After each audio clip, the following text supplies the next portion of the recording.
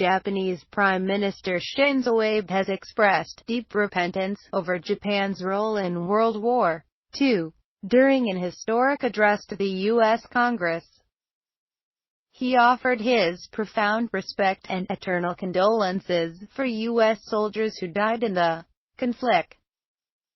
Mr. Abe is on a state visit to the U.S. to discuss a wide-ranging trans-Pacific trade deal. He and U.S. President Barack Obama have also agreed on new guidelines for defense cooperation. But his speech to the joint session of Congress was scrutinized for comments on Japan's aggression and World War II.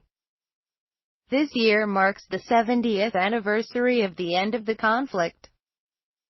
Mr. Abe said he had visited the World War II Memorial in Washington and reflected upon the 400,000 American troops who died with deep repentance in my heart. My dear friends, on behalf of Japan and the Japanese people, I offer with profound respect my eternal condolences to the souls of all American people that were lost during World War II, he said, to warm applause. Mr. Abe also acknowledged that Japan had brought suffering to the peoples in Asian countries, adding, "We must not avert our eyes from that." However, correspondents say he stopped short of offering his own apology for Japan's conduct during the war, which included the sexual enslavement of tens of thousands of Asian women by Japanese troops.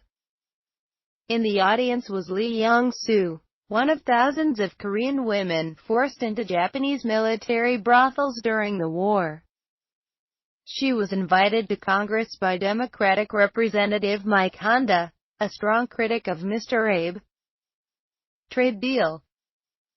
Mr. Abe is the first Japanese Prime Minister to address a joint session of the U.S. Congress.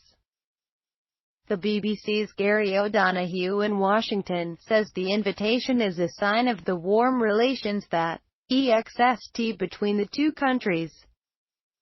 Mr. Abe also urged lawmakers to support the Trans-Pacific Partnership, TPP, for the sake of our children and our children's children.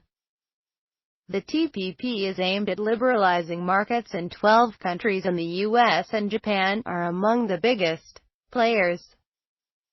Mr. Abe said the deal was about spreading shared values of rule of law, democracy and freedom.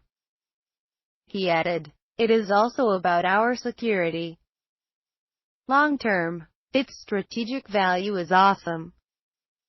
We should never forget that. Let us bring the TPP to a successful conclusion through our joint leadership."